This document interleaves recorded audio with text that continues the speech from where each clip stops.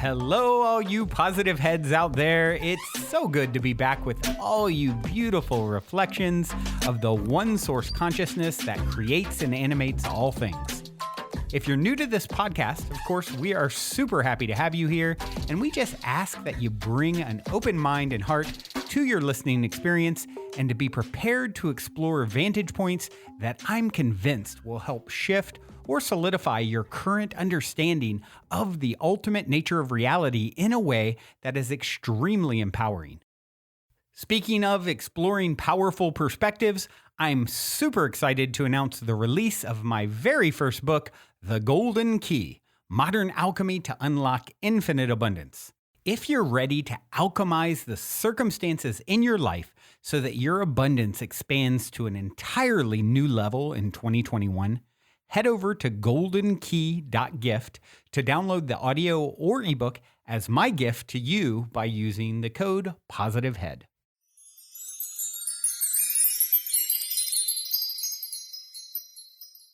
All right, all you positive heads. On this week's Soul Share episode, I am excited to do something a little different this week. I have Eric Zimmer here with me on the show. And Eric is the host of the popular One You Feed podcast and was originally on our show here way back in 2015 on episode 39. Here we are all these years later, 1,500 plus episodes later, he's back. And we've decided to do something a little different and actually mix it up and do a mashup episode. So this episode will be released on both Positive Head and the One You Feed, where we just kind of go back and forth and ask each other questions and just wax poetic about the ultimate nature of reality and perspective shifting. And super excited to go down this road with Eric Zimmer. Hope you guys enjoy. Hey, Brandon, welcome to the show. Hello, Eric. Thank you so much for having me. It's a pleasure. Yes, and it is a pleasure for me to be on your show because we are recording a joint episode. I am excited about that. It's been a few years since I actually did the same thing with. I think I've done it a couple times over the years with Positive Head, and it's for me, anytime I have the chance to be a little bit creative and mix it up, I usually jump on that chance for better or for worse. But my past experiences have been really great doing this, so I'm excited to have the One You Feed and Positive Head podcast mashup. Awesome. Well, I am all for honoring both the traditional and the novel. And so to honor the traditional, I'm going to read the wolf parable and ask you what you think about it. Is a place to kick off because we've always done it. And love it. Some streaks are worth keeping. So absolutely. In the parable, there is a grandparent talking with their grandchild. And they say, in life, there are two wolves inside of us that are always at battle. One is a good wolf, which represents things like kindness and bravery and love. And then there's a bad wolf, which represents things like greed and hatred and fear. And the grandchild stops and thinks about it for a second and looks up at their grandparent and says, well, which one wins? And the grandparent says, the one you feed. So I'd love to ask you what that parable means to you in your life and in the work that you do. It's so relevant in my life and in the work that I do. I'll share a little bit as an answer. So go back to 2014. I'm standing in front of my, I had at the time probably 75 employees or so, and I'm standing in front of all my employees giving a talk about the importance of the thoughts and what's happening in our head. And if I could only take, I said, and put them in a bucket, the positive thoughts and the negative thoughts, and see them at the end of the day. And who knows, maybe even have some cool new technology where every time I had a negative one, it zapped me a little bit and just helped to point out, hey, you're off track here. I would know the outcome of my future if I could start to see that these positive thoughts were far outweighing the negative ones. And I had a young guy run up to me afterwards who had just started working with us. He said, Brandon, there is something like that. My psychiatrist told me years ago to wear a rubber band and snap myself every time I had a negative thought. And it helped me tremendously. And I thought, what an interesting idea. I'll go home and look for a rubber band and just try this out for myself. And I found a head racket elastic that would keep my racquetball racket on my hand if it slipped out. And I was like, oh, this is elastic. And what do you know? It says head on it. It's for a positive head. And that's literally how the podcast was born, with this whole idea of feeding that positive voice in your head and having a technique or method for doing so. And in my case, almost 1,700 episodes later of talking about that. So the fact that we're doing a mashup is perfect. Yes, 1,700 episodes. That's amazing. One of the things that I wanted to explore with you a little bit is kind of what you just said right there, which is this idea of positive and negative thoughts. Mm-hmm. I've seen a lot more, you have this, that was not a very coherent sentence. You've interviewed a lot of people. I've interviewed a lot of people. Feel like I've got a little bit of my finger on the pulse of where the spiritual, psychological self-help movement is and where it's going. And there's been a real trend towards allowing everything that arises in our experience to arise in our experience. Yep. And to be okay with it. Yep. And so talk to me about how, and I believe that's that aligns with your message. How do we do that as well as what you just sort of said, which is like, all right, positive thoughts, good, negative thought, snap myself with a rubber band. Yep. How do we honor both those things without slipping into the word that's being used these days, which is toxic positivity? Yeah. What a great question. And it is, I talk a lot on my show about relative truths, two apparently contradictory things that both hold true depending on the vantage point from which one is speaking. As an example, you and I are separate. We can make an argument for that most people would agree with. We can also make an argument that you and I are one, and the separation between us is an illusion. That's a little more of an esoteric, philosophical point, but I would definitely be happy to make an argument for that.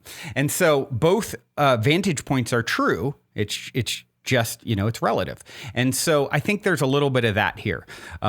With toxic positivity, I think when it's funny because everything in our reality is a mirror of sorts too. So I think the idea of toxic positivity can become toxic in itself. It's this, this idea that, you shouldn't reach for seeing the silver lining or finding. For me, I always say the only thing that we really have control over is the story we tell around something. Why is this happening for me?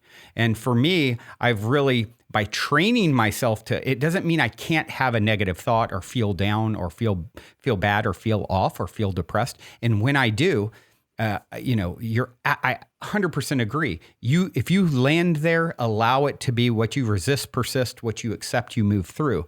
And these emotions, energy and motion, are going to move through us at times, certainly.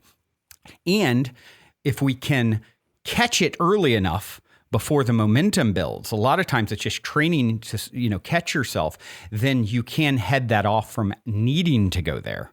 If it is there, as my friend Matt Kahn says, whatever arises, love that. Can I be the space for this, as Eckhart Tolle says? So, not pointing a finger and saying bad and good, rather, what am I going to sort of train myself for? And I think, a lot of people even will say expectation is an issue. I think attachment to the expectations is the real issue. We have all kinds of expectations with a healthy sense of detachment. This or something better. What's for me will be for me. If I have something challenging I'm meant to go through and I'm meant to, really be in the depths of despair, then I'm going to embrace that and not push it away and label it as bad. So I think that's where we really get hung up, is when we start saying, I should never have that experience, because you absolutely are going to have that experience. And that contrast is what gives anything meaning. And so it's actually a necessary component. You've never seen a great work of art without shadow in it. And we are our soul's expression of art, I believe. So, it's it's a dance. And I'd love to hear your thoughts, of course, on that too, as well. Yeah, I like you am very much into the idea of absolute and relative. It's something in Zen we talk a lot about, the doctrine of the two truths, and you hit it perfectly there. From one angle, this thing might very much be a challenge or a problem, right? And from another angle, everything is okay, and it's, I think it's one of the things I'm so interested in is how do we know what approach, what tool to use at what time that's going to help us the most? Because we're all really different and we're all really changing.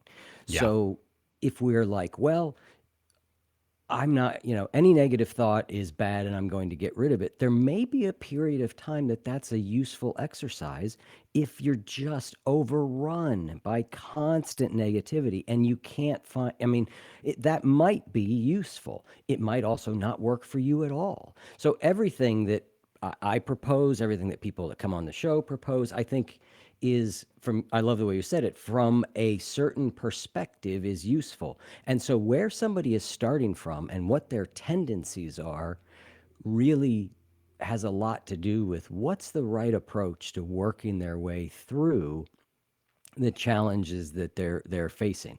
It's the same idea you hear people talk about spiritual bypass. Like, okay, yep, spiritual bypass, probably not good. If I'm using spirituality to avoid my feelings, and deep spiritual insight that gives me a sense of equanimity in the face of everything is a beautiful thing to be cultivated. So it's not, I don't think it's either or. And I think early on, I was looking for more clear answers, like, should I do this? Or, should listeners do this or should they do that? And what I've really come to, particularly with, coaching hundreds and hundreds of people and running people through programs, is we're not all built the same. We're not all conditioned the same. There's so many variables. You got to kind of find, all right, what's helpful for me now, and know that what's helpful for you now probably may not be helpful for you in the same way in 6 months because you'll be a different person. Yeah, absolutely. I like the idea that, sometimes people are hung up on, I came here to be happy, right? Yes, and you came here to be sad and angry and hurt, and you came here for the full gamut of emotions. There is no happy without sad, up without down, left without right, hot without cold in this dimension anyway. And so it's necessary, that contrast. So when you can appreciate all of the contrast, now you're moving into a state of really an expanded perspective. You're seeing the bigger picture. And I like to say, we're not always going to be happy, but we can find our way pretty quickly to being peaceful about what is, accepting. We can be at peace. And if I can be at peace with what is, because I understand, even though I chose my human level consciousness chose this is what I envision happening in the direction I want to go and the expectation I have, and something totally different and challenging arises, okay, I trust that, the way I say it is my higher self, I'm doing a dance with my higher self to create my experience. And there's a lot that goes into that soup of creation and manifestation. And, whatever is going to appear, even though I may not have chosen it from my level of awareness, I trust it. One of the keys in my new book, The Golden Key, is there's 8 of them, is trust the mystery. And so I may not know exactly why, but I trust this process of my life unfolding. And that brings me peace. And what I've often found is when I can move into that state, your challenges can transmute ultimately into blessings. It sometimes may take a while, and you may not even see that until beyond this life, who knows? Or it might be a day or a week or an hour. But it's sort of like, you've probably heard the story of the Taoist or Buddhist farmer before. Have you heard this story? Yeah. Oh yeah. It's one of my favorites. Yeah. It's so good, right? And so it really helps to kind of tie this up in a bow that we can all, wrap our heads around pretty quickly.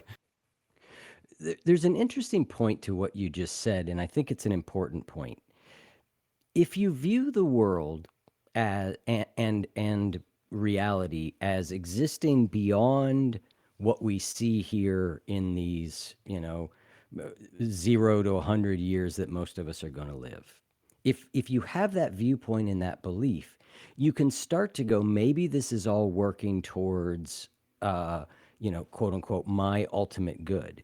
When you only have the vantage of this lifetime, I think that becomes harder because I look at things that happen and I go, again, I'm with you. You got to trust the mystery. Like, I don't know why things happen the way they do, but I see a child born into torment, abused for years and dies. And you're like, well, okay, what the hell do I do with that?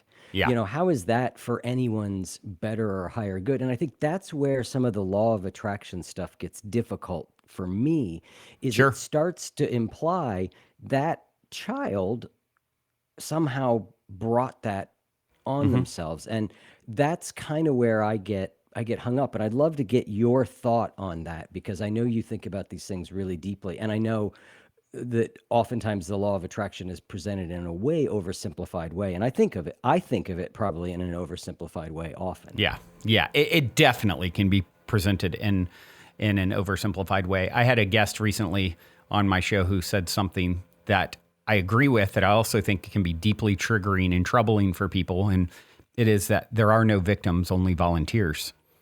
And when you start to play with the idea that we're eternal beings, that, I wasn't created on my birthday. I always write people on Facebook or whatever when it's their birthday, happy 3D incarnation anniversary.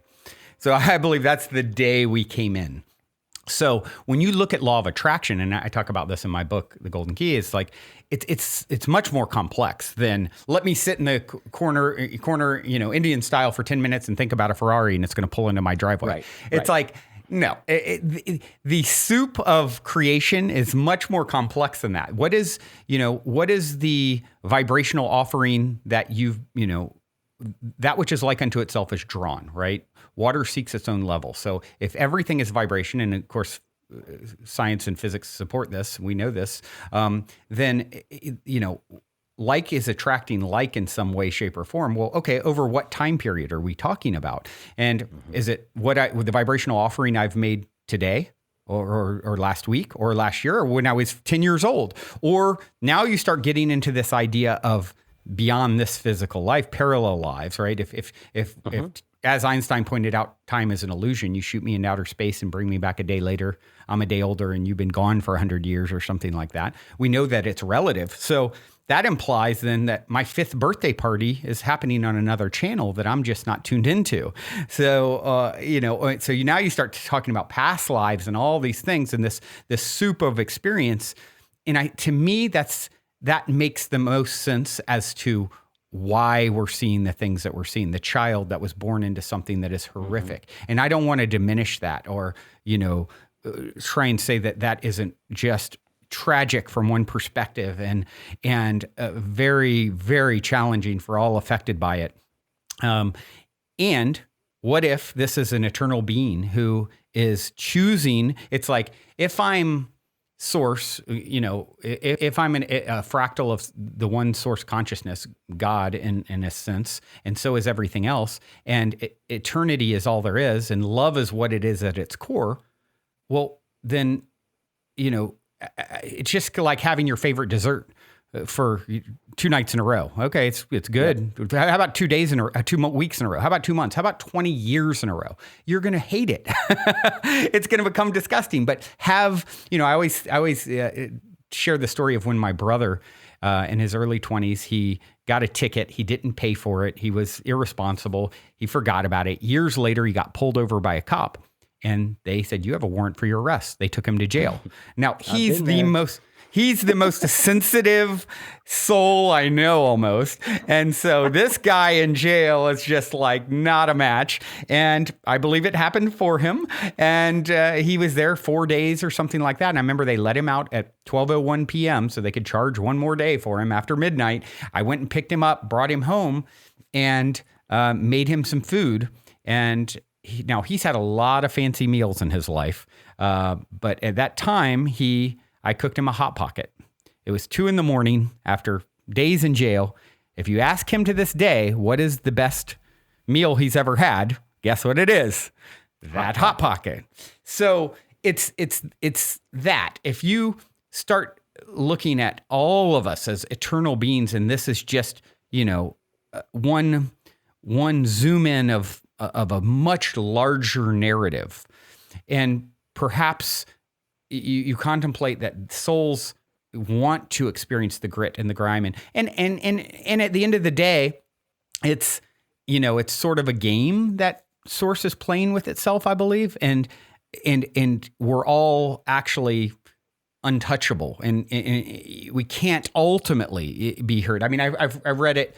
I forget who said it. They talked about, stepping out of this life is like for a soul stepping out of a movie theater that they've had enough of, and it's so, like the book Journey of Souls, I really like. I don't know if you're familiar, by Michael Newton. He did, he over 30 years, he did hypnotherapy and would guide people through to past lives. And then, okay, you died in your past life. Now what? And he would document the whole, very scientific in his approach too, of how the other side is structured. So you have this very broad view of existence and the soul and eternity that we hear. This is everything. This body getting hurt or dying is the ultimate thing that, tragedy from my narrow scope of vision. Mm-hmm. So I know that's sort of a long-winded spiel about it, but I do believe there are no victims, only volunteers. And I also understand how that can be deeply triggering for someone who's had something challenging. And it's not, I don't say that to diminish anyone's experience. I just believe at the end of the day, when all the puzzle pieces go back in the box, there will be an answer. There will be a reason, and there will be, and it will be an answer that you co-wrote and co-orchestrated. Yeah, I'm one of those people that hears that statement and finds it triggering.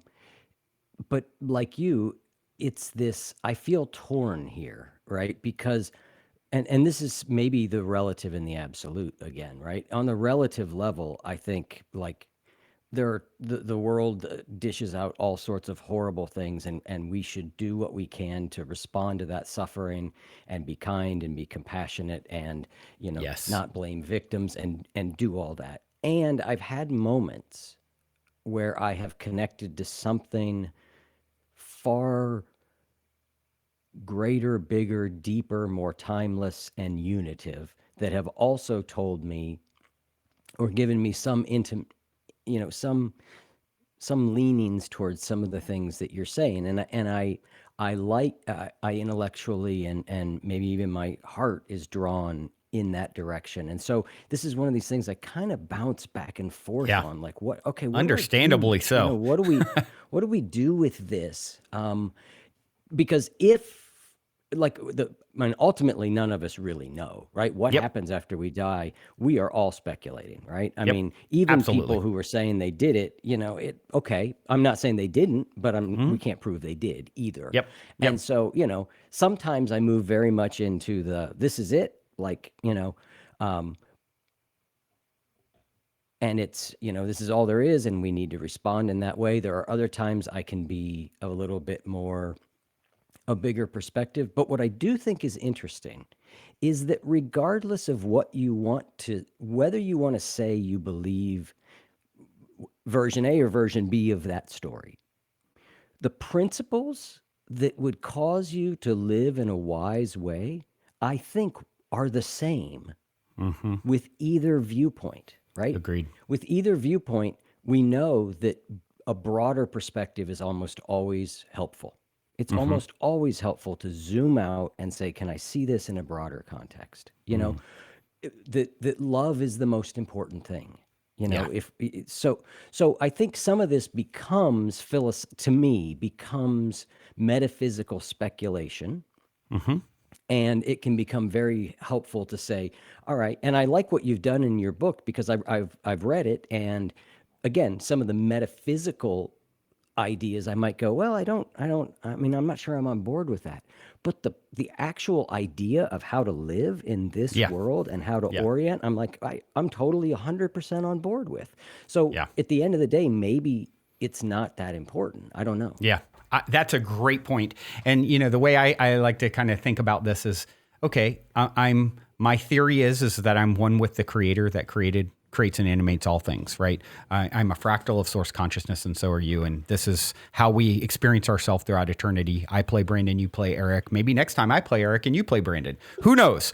That's gonna be a good ride for you, man. Yeah, I can't wait. Yeah, I can't wait to hear your feedback. Yeah. So, okay, if I'm the creator of my reality, well, abracadabra translates to I create as I speak, right? Like I'm casting spells. My words are my wands. If I tell the story, this is how it works, and I am creative in my the stories that I tell, and it literally I'm so powerful that reality matches me in some way, shape, or form. It's like, okay, great. This story feels good. What kind of results I always say one of the greatest tests is what kind of results does it get you? If you take this perspective on, what kind of results does it give you?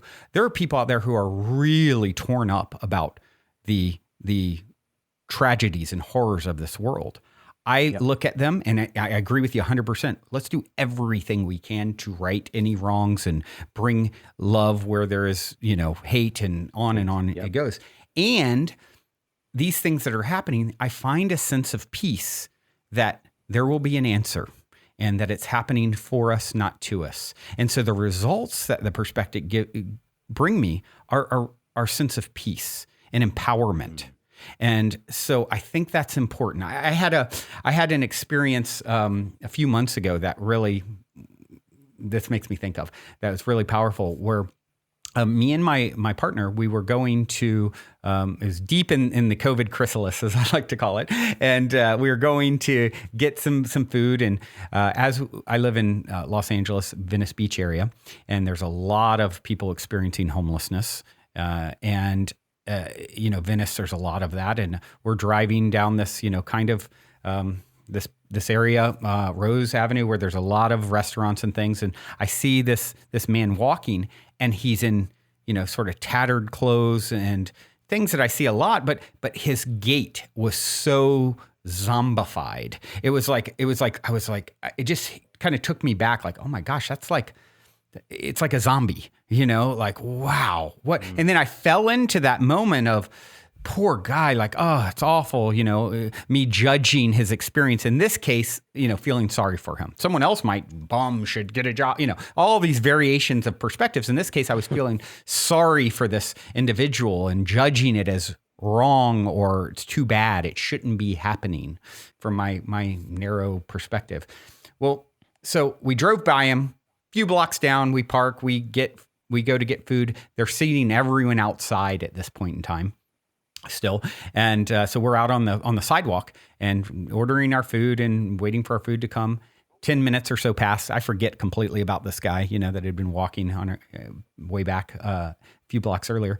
And all of a sudden I look over and he's standing 5 feet from me on the sidewalk, and he just stops dead in his tracks. And he looks me dead in the eyes, the clearest eyes I ever seen.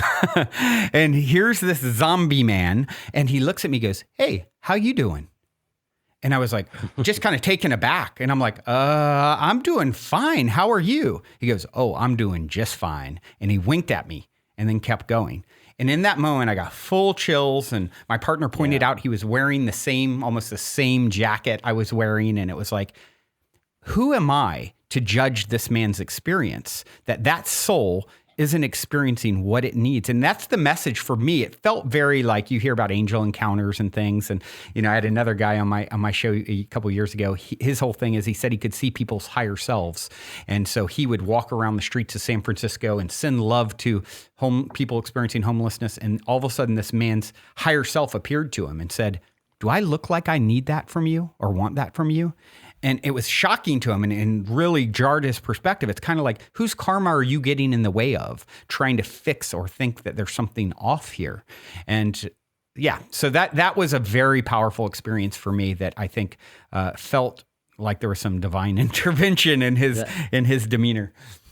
That's really interesting. And you said we create our reality, and I think my modification to that, again, you and I are slightly different, would be I think we co-create our reality, right? I like that better, actually. I would say that's know, you're correct in saying that.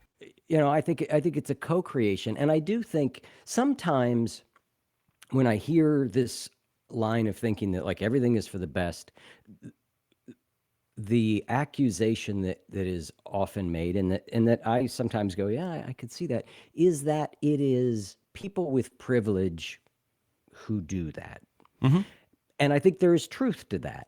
Sure, I'd agree. And we have seen how a focus on a spiritual life and a deeper connection helps, it's emerged from people in great poverty as well. And, Great. all kinds of different places, and the thing for me that I think is so interesting, I think Viktor Frankl has been, he shows up in about every book I read anymore. Viktor Frankl and neuroplasticity. Like, Sure. I'm like, like bingo. If I was going to play psychological, spiritual self-help bingo, Viktor Frankl, neuroplasticity would be near the top of the list. But I think what's so inspiring about Viktor Frankl is he's taking these ideas and he's saying, look, I took these ideas to the worst possible place I could be in. And it's not that it made the situation unhorrible or unawful, but it gave him tools and ways of coping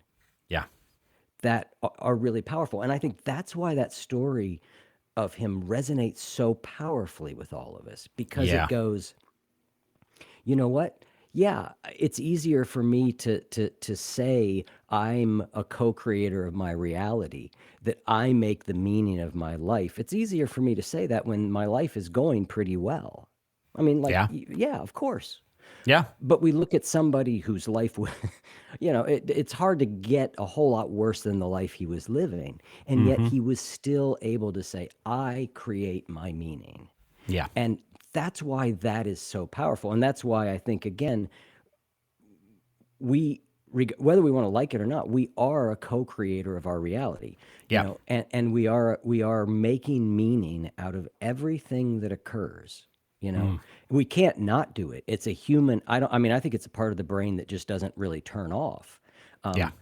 But recognizing that that's the process that's happening, and then going, okay, is there a different way to think about it? Can I open my perspective a little bit wider? Can I at least recognize this is through a lens? I mean, there's so much power in that.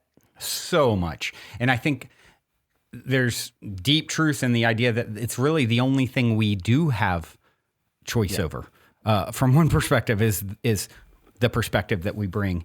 And speaking of, privilege and all those things, absolutely right. And it empowers you to start to see, it's like, oh, my basic needs are met. I can focus on philosophy or something else. And, I'm not in this horrific situation. And that's absolutely true. And I would say those who are experiencing more privilege, how do we help others to expand their perspective as much as possible, and not to diminish what it is that someone else is experiencing, and not to, that's a very tricky business. We got to be really careful with that.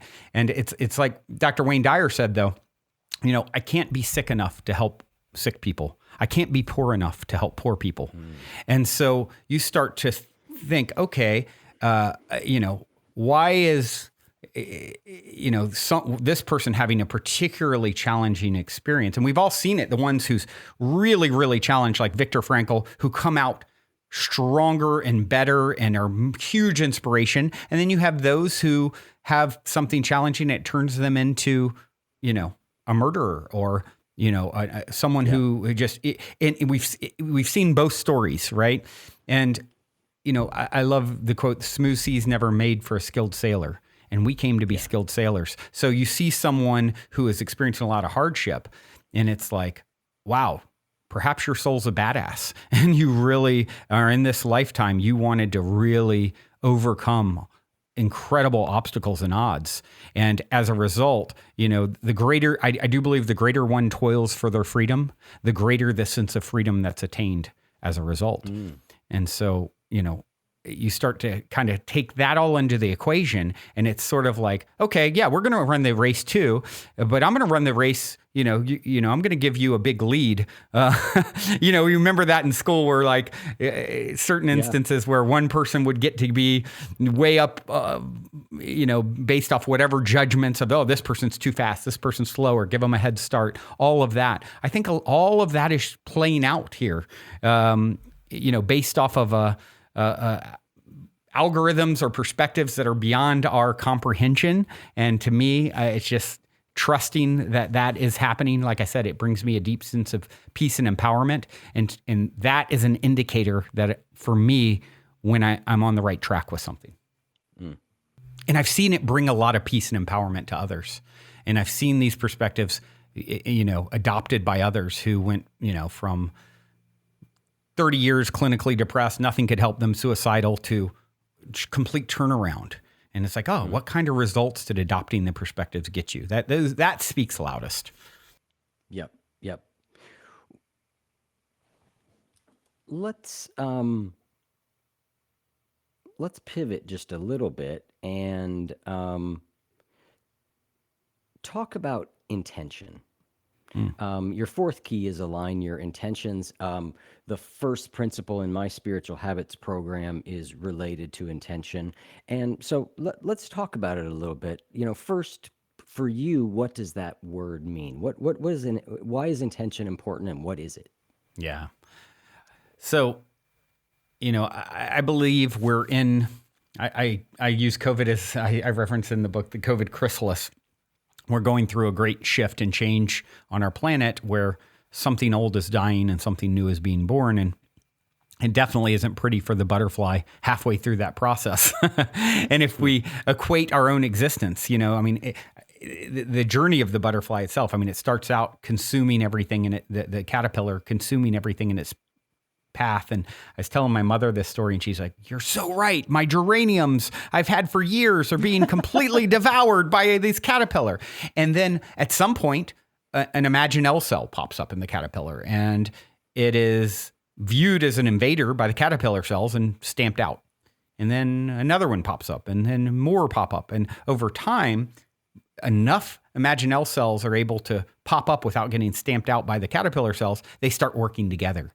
And that's when the shift comes in within the caterpillar, and then it goes into the chrysalis, and the caterpillar cells melt into a goo that actually fuel the Imaginell cells so that the butterfly can be born. So isn't that interesting? All the pain and suffering that the caterpillar precipitated in destruction become the fuel for this beautiful creature that helps to pollinate and create more growth to exist. It was a necessary part of it. So when you equate that to us, I believe we are entering a new time on the planet, and there's a lot of upheaval as we transition into the collective butterfly, and as we get into the butterfly's world, I believe more than ever intention is important. In the past, if the season, was, oh, we're supposed to experience more separation from source, and the masculine energy is dominant during this cycle of our evolution, and therefore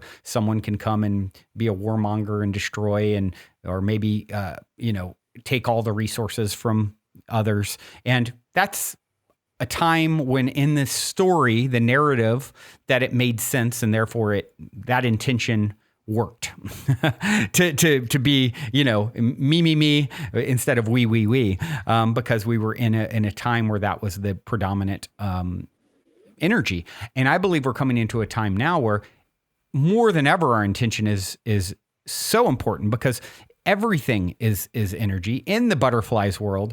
More than ever, if you want to know the outcome of what you're going to get, you can look at what foundation is it built upon, and what is the underlying intention? What is the reason? What is your why?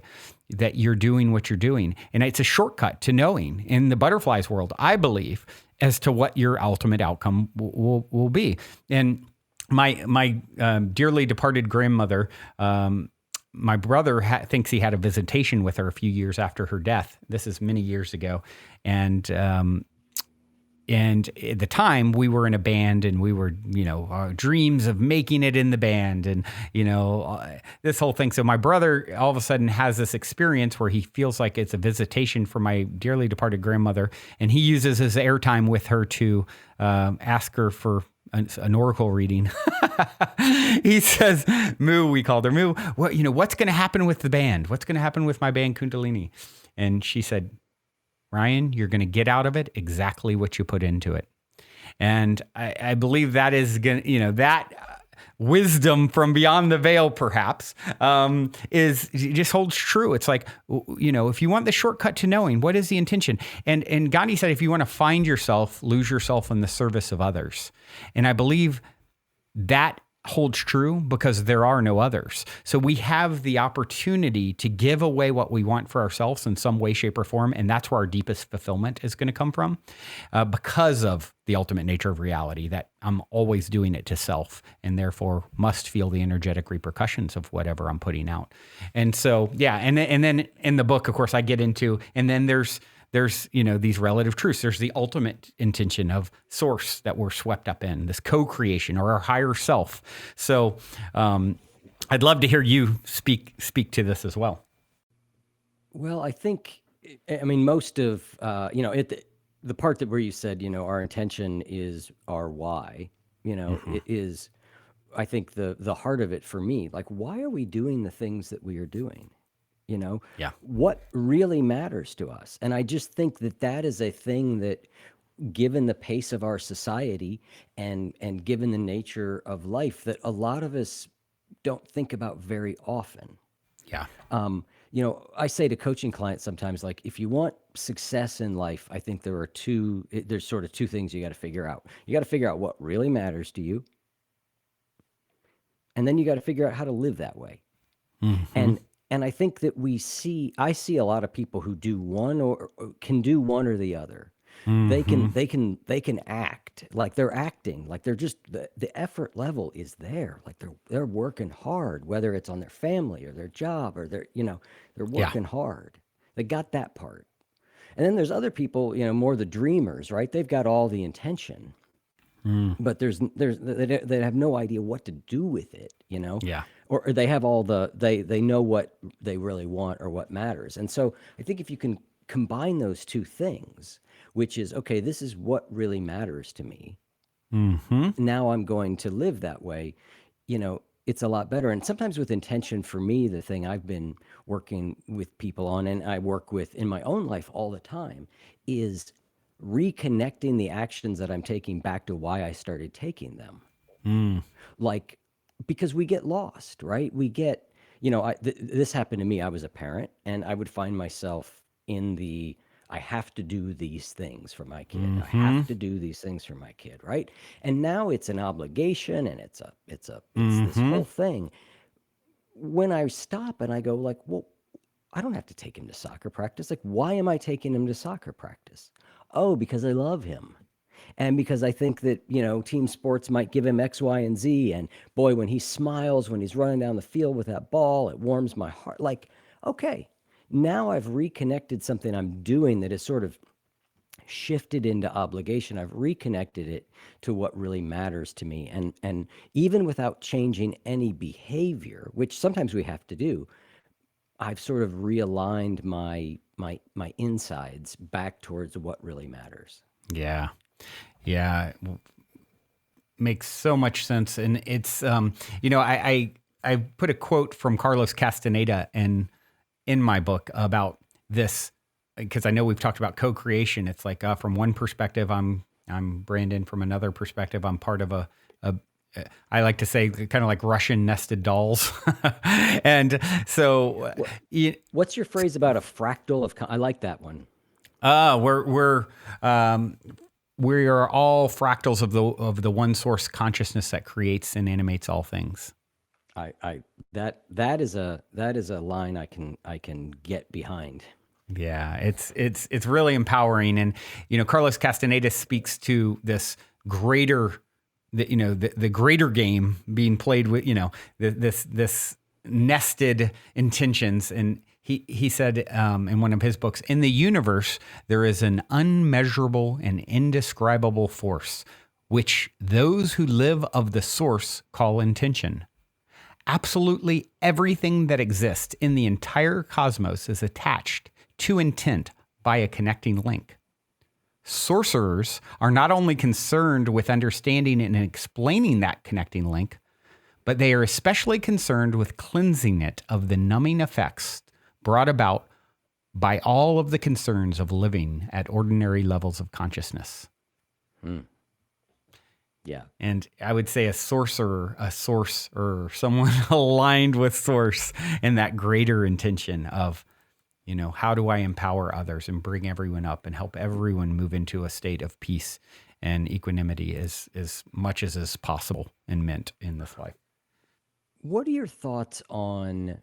Okay, I'm down. I need to set. I'm going to set intentions, and I wake up in the morning and I think about my intention, and either one of two things happens. One is it just feels really flat. I just can't generate any emotional, psychic energy around it. Or Yep.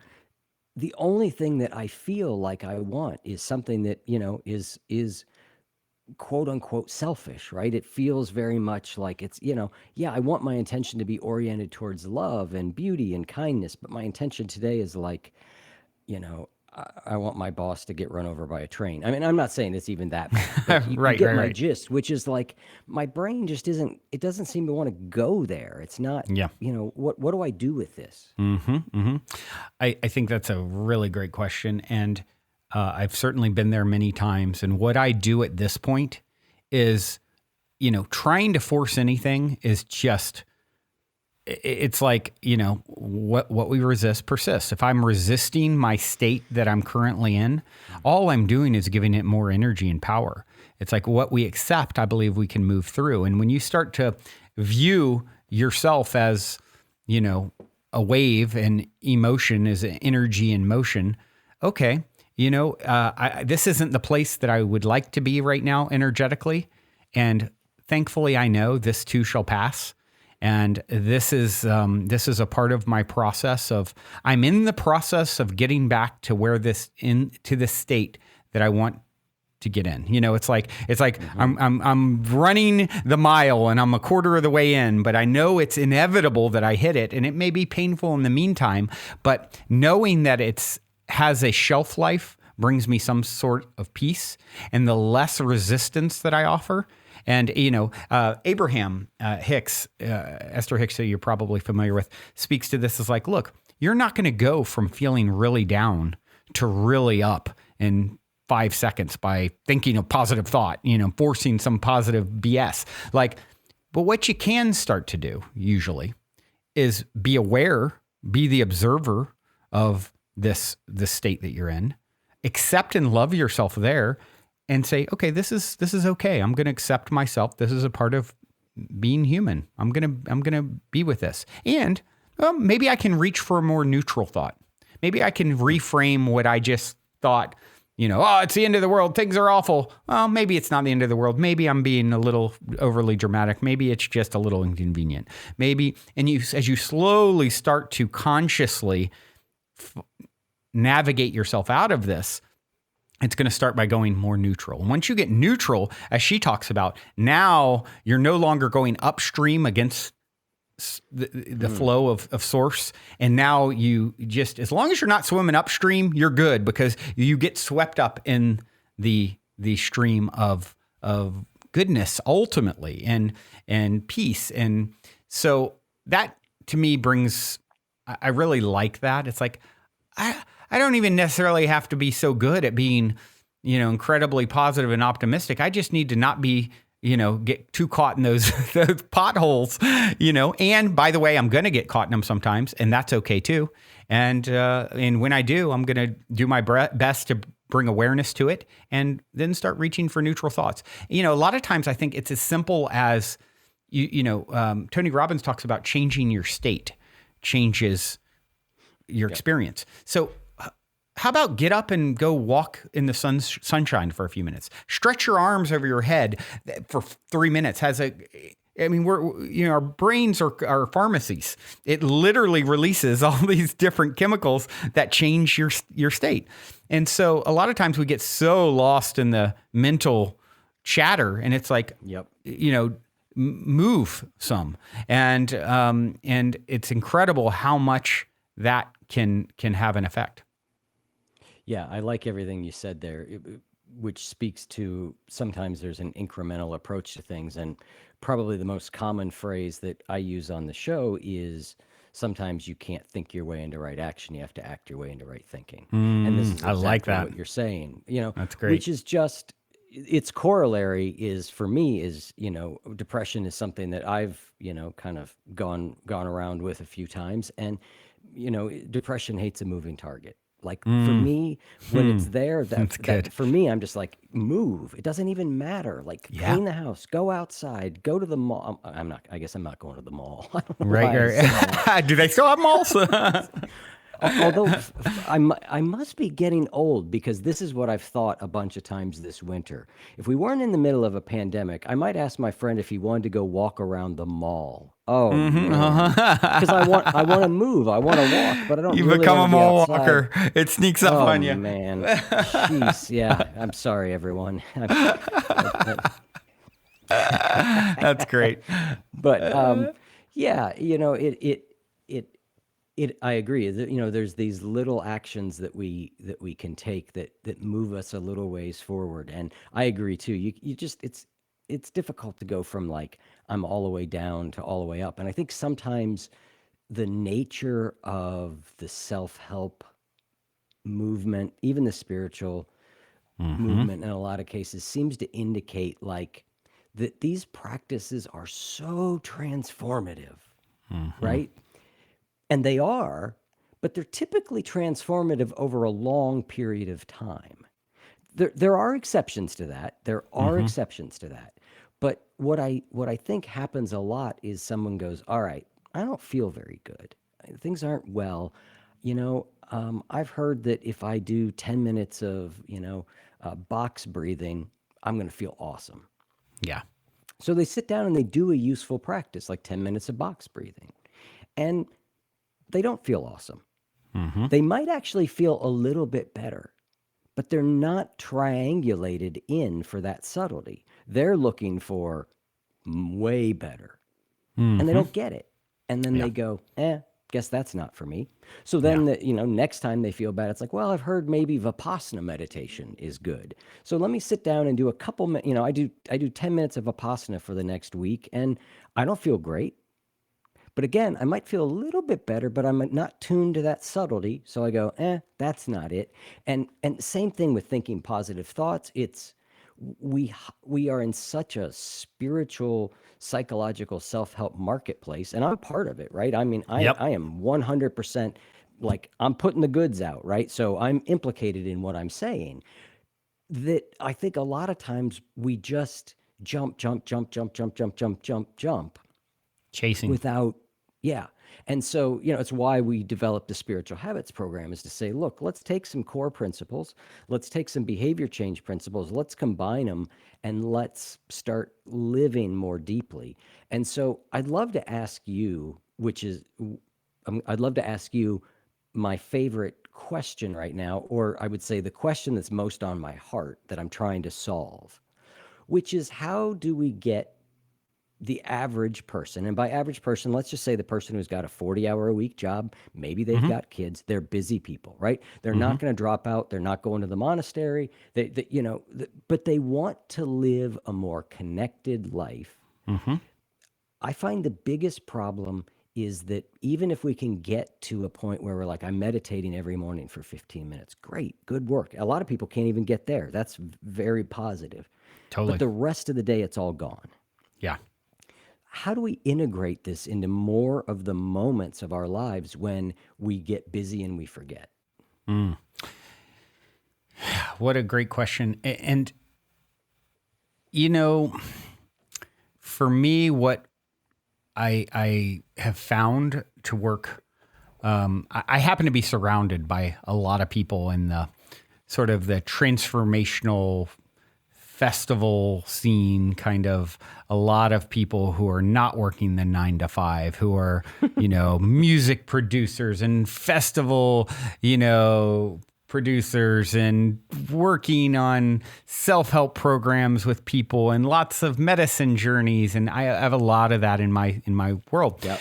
And I, as someone who's serial entrepreneur and, had hundreds of employees and been a doer my whole life, I've found myself annoyed with the community a lot. I live in a co-living space in Venice now. And so I've had a lot of that community around me in the last 2 years, especially. And I found myself annoyed a lot with the some of these perspectives, like, yeah, you know what? I don't need your help here. I have all these things on my plate. I don't need distance Reiki from afar.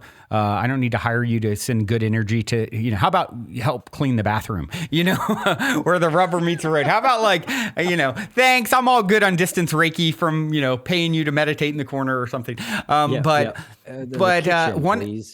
one of the things that is really, really interesting about this community, and one of the things that I love, is people are telling.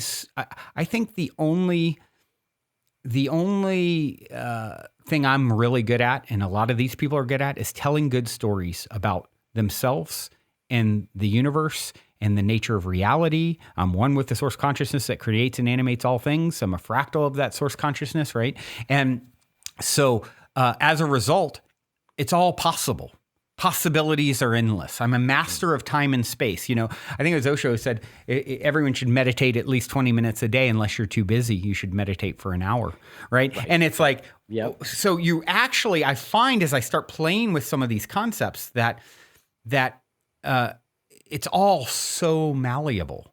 It's so malleable. My ex-business partner went from suicidal and taking a $60,000 a year job 3 years ago to having over $30 million in the bank and on his way to being a billionaire, because he is so expanded in his view of what is possible. I believe when you come holding your bag of sugar to be filled, it will be examined to see how large it is. What story are you telling about the nature of the situation in which you find yourself? So if you find yourself in a story of 40 hours, here's where the limits are. Here's abracadabra, it's true. I'm not going to take that away.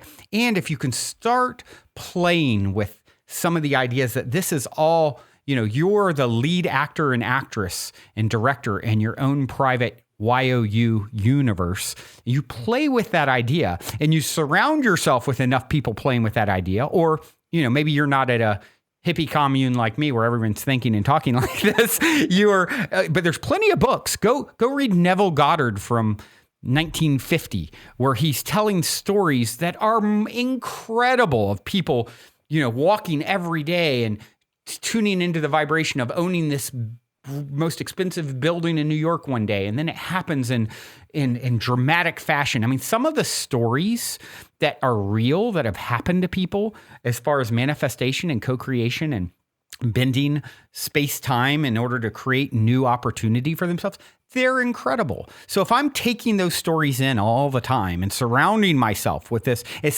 suspending disbelief enough. You watch like some of these, there's a great Netflix documentary called Miracles by this guy, Darren Brown, who's a incredible like hypnotist, illusionist, and he's making fun of faith healers in it, like mocking it, but then doing it. And I believe it's happening because he suspends disbelief enough to create that potential in that person who can now read the newspaper who needed glasses 30 seconds ago. Or, Bashar talks about, he calls it permission slips. Whatever permission slip you need to suspend disbelief enough to create these miracles. And I believe that's what was happening. There's a narrative around Jesus, perhaps, and that then, he creates miracles. He does? Oh yeah, I heard it. I saw it. Oh, and now the person hearing that's like, he does create. Oh, now I'm in his face. And now I've created the container and the permission slip for it to be possible. And so start creating a container that makes some of these things possible. And there's plenty of good reading and stories out there, to just, that'll leave you in awe and wonder.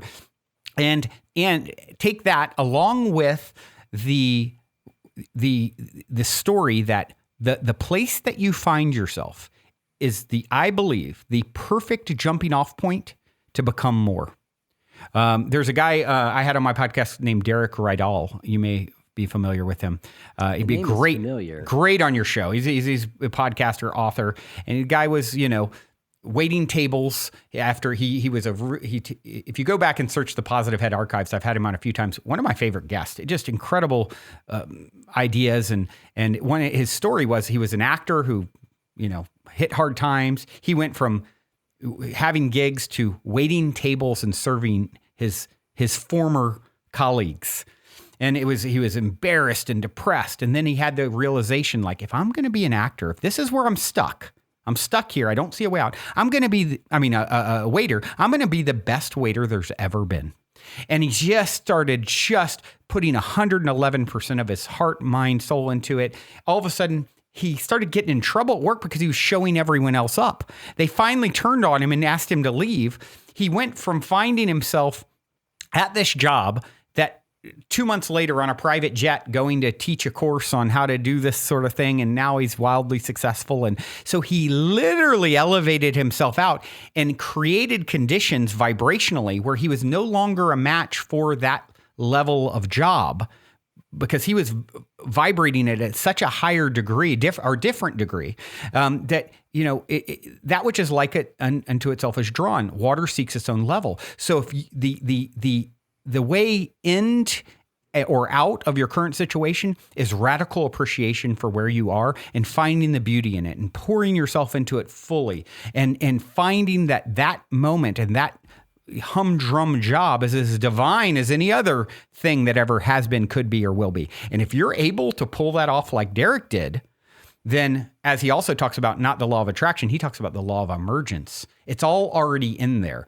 Within the acorn is an oak tree. If the little boy takes and puts it on a shelf, it's not going to become an oak tree. If it's in the right water, the right sun, the right conditions are created, what is in potential within the acorn must emerge.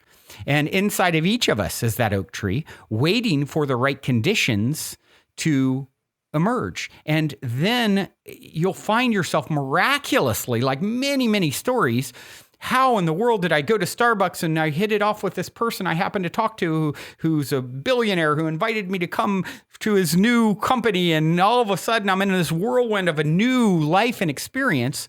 That sort of thing happens all the time, and it is possible for each and every one of us. And the way out is fully into where you are, because where you are is the perfect jumping off point to lead you to where you can in potential emerge to next. Yeah, I think that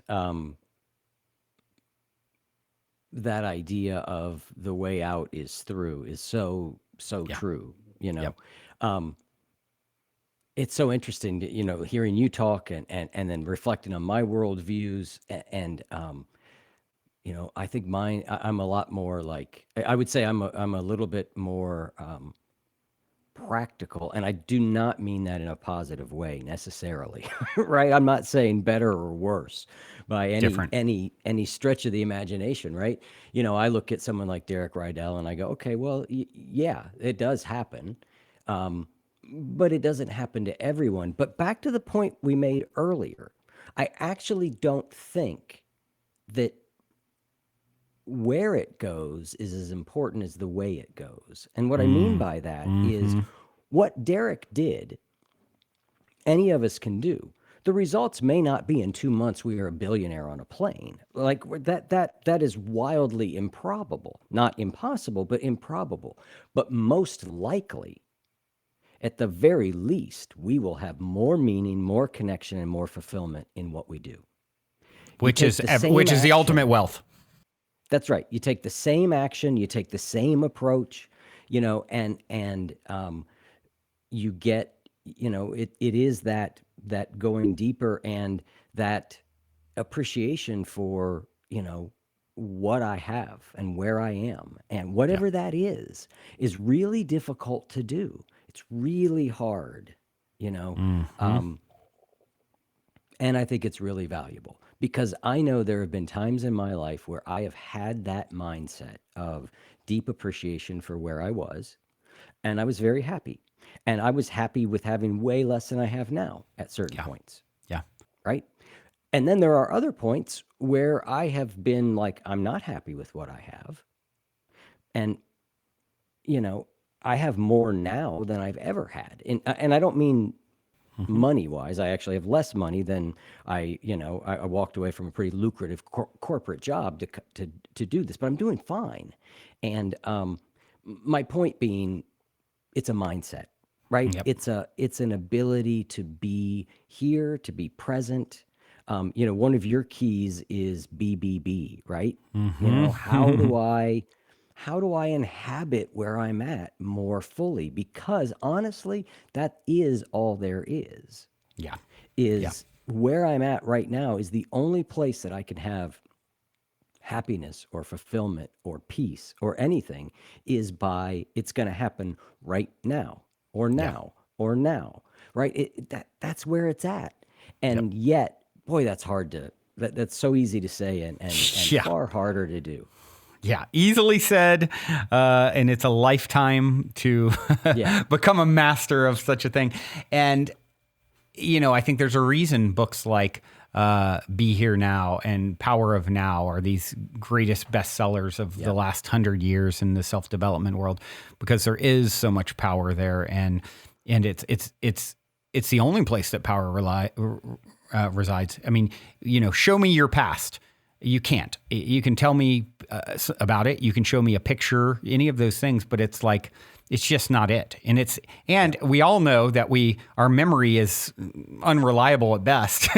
Whatever you tell me about it. Hopefully we know that. Hopefully we know that. Lots of people still don't, I think, know that. Yeah. They're difficult to work with, but yeah.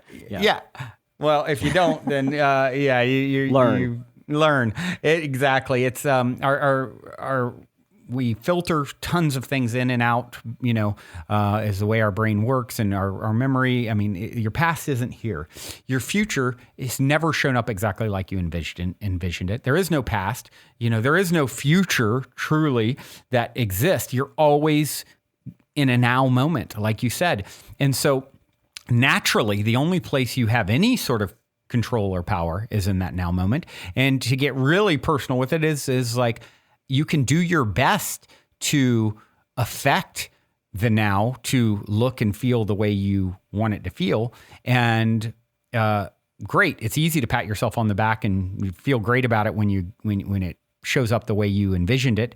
And where it's more challenging is when it shows up in a way that you didn't envision. And that's where your opportunity to become that skilled sailor comes in, right? Where you get the opportunity to work out that muscle, to, work to become someone who, okay, I'm going to trust this process. I'm going to be here now. I'm going to know that the answer to what to do next, I don't need to know 20 steps ahead. I just need to know, what feels most aligned for me now? Where can I set my intention that's pure and good? And just follow that inner guidance. And you realize that inner guidance is more powerful than any podcast or book or, that's your direct Except contact. the one you feed. He doesn't know what he's talking about. Yeah, right. That's the only one. That's the only one. Other than that, yes, trust your inner guidance after that. Yeah. No. So, you're spot on. Yeah, it really, it brings, the present is the gift. It's called the present for a very good reason. And when we start looking through that lens, telling that story, what results does it get us? I found it to get me really good results. Yeah, something came to me, and I don't know if you would agree with this, but I thought, you and I've loved this conversation, right? I loved it because you and I sort of see things differently, and yet we arrive at this very common place, and I love it. And I thought, like a phrase I've often said, and I wonder if you agree with this phrase, that everything turns out for the best. Yeah. Yeah. I would say, when you can see the whole story, as my friend puts it jokingly, in the end, we get the girl. That's how my friend, it may be lifetimes for that story to play itself out. But I believe, yes, ultimately it's happening for our good and growth. Yep. And I think my sort of core philosophy is more not everything happens for the best, but that we can make the best out of everything that happens. Right? And it's all might be two different sides of the same coin speaking about itself, right? It absolutely. But that I think is, it's just either way at the end of the day, what you just said is true. We are brought to moment after moment after moment after moment in life, and we are called upon to make the wisest response we can. That's it. And the more we do that, the better our life is. Yep. And I believe when a lot of these challenges are blessings, and they're sort of like, I equate it to, there's a lot of evidence I speak about this in the book too, like simulation argument, that we're in a simulation, and this is, a game that our higher self sort of created. And so you think of it in terms of a video game, right? And you get to the boss at the end of a level. I mean, in my case, I talked about creating that magical sort of perspective opens up a lot. Mm-hmm. And for me, I'm surrounded with a lot of that. And it's why I always ask for stories of synchronicity or serendipity on my show, because I love hearing them, and they kind of fuel my childlike wonder. And it's like, the Bible verse about the only one I ever quote, lest ye become like a child, you can't enter the kingdom of heaven. And I believe that heaven is here and now if we choose to have that childlike wonder. And so for me, I'll have a lot of incredible amount of synchronicity, like or spiritual breadcrumbs. One is around my birthday. It's, my dad was 28 and had me on his birthday, July 28th. And it's his grandmother's birthday, my great-grandmother. And her mother died on that day. My ex-business partner, baby mama and grandmother, soulmate, I met on that day. Her boyfriend committed suicide on that day before me. He was from Anson, North Carolina. All my relatives are from Anson. His name was Anson, and all my relatives are from Anson, North Carolina with that birthday. And on it goes. It's like a 10-minute story, right? And so I look at these things and I say, there's these reflections that it's me reflecting me back to me in some way. And I am super empowered to make my life magical. And the more I tell that story, the more it continues to reflect back to me in ways that, whether it's like just making it up and then it's a self-fulfilling prophecy, it all kind of leads to the same result in a way, right? Yep. Well, we're all making it up to some degree, I think. Yep. I just honestly think we're creating meaning because that's what we do. But reality is something that we touched in its most real form, doesn't have a story attached to it. It just has this core energy / unity to it that I'm not articulating that well, which is exactly the point, because people, when you touch sort of ultimate reality, there aren't words. It's a wordless experience to a certain degree. So yeah, I agree. Let's pick the stories that give us the most power in our own lives, the stories that lead us in a direction that feels good and positive and helpful. Yeah. It's the alternative is rough. And it's challenging enough doing that, right? I mean, I look at people who don't have this sort of, optimistic outlook on reality that I think I have. And I'm like, man, I feel for you, because it's challenging, seeing through this lens, much less thinking, feeling disconnected and it's all for naught and it's all lost. And, no wonder there's so much depression. And it's a tough view. Well, I think you and I both try and keep our shows to about an hour, and we're about 15 minutes past that. So I would say we wrap up. Do you have any normal way of wrapping up your show? Or do you just say goodbye. I have a couple, I always ask a story of synchronicity, serendipity, positive paranormal story. If anything comes to mind that you feel inspired to share, I'd love to hear it.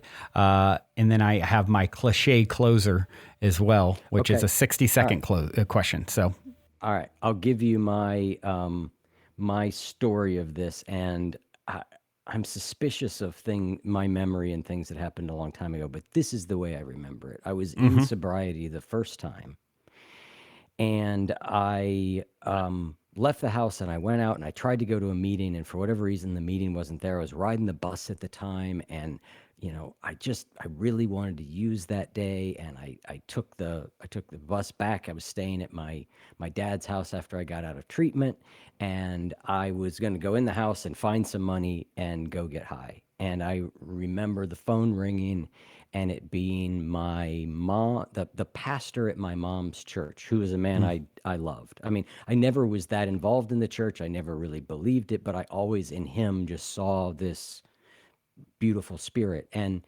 there he was on the phone at the time that I most sort of needed, and was saying a prayer for, like, God help, I don't want to use. And got that phone call.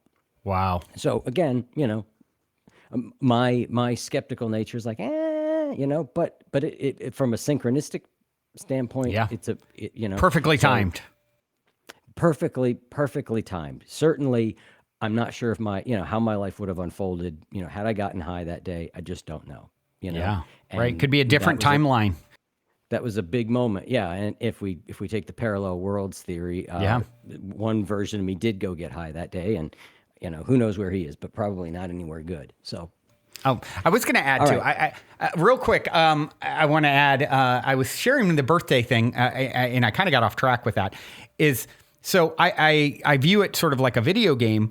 A lot of these challenges, and so here at this co-living space in Venice that I run, I had someone show up. I've had two people show up here with my birthday, and one of them showed up, and it was the most challenging. It was like if my shadow showed up. With autism, a bit of autism, and some real serious substance abuse issues, very aggressive, and I was ready to shut the place down over this person who became such a disruption to the house.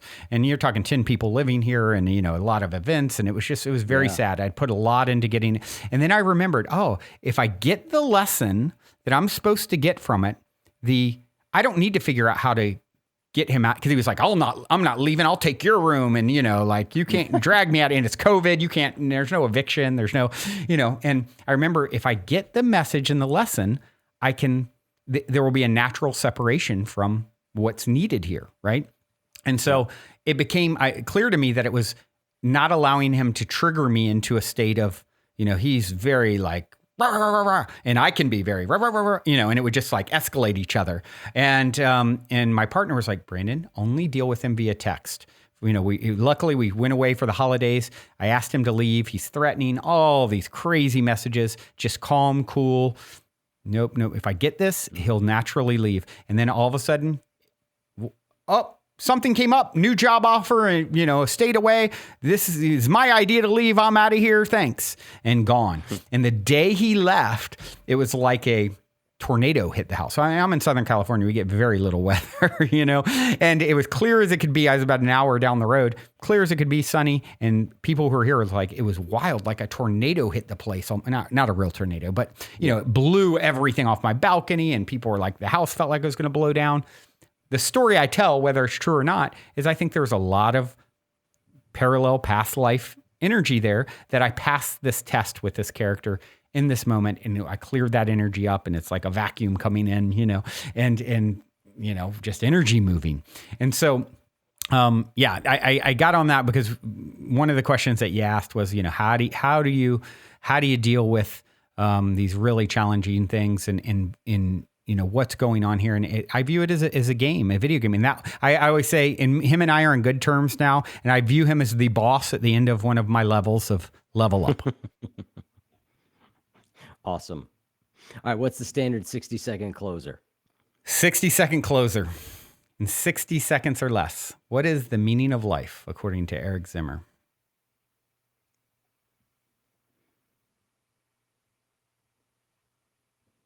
I'm tempted to just be quiet for 60 seconds and just let like the clock run out, and just that's let a good answer. I mean, no one's done that. Silence be the thing.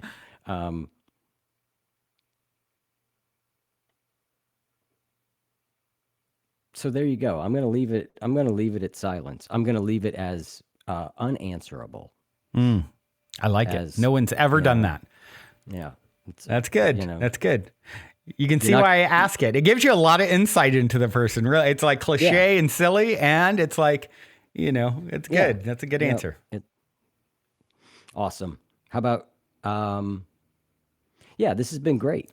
It's been amazing. Well, Brandon, thank you so much. I've enjoyed this co-experiment here. This It's been co-creation. cool. I think we're a really good match. It's like slight variations that are complementary, and it's been an honor to co-create with you.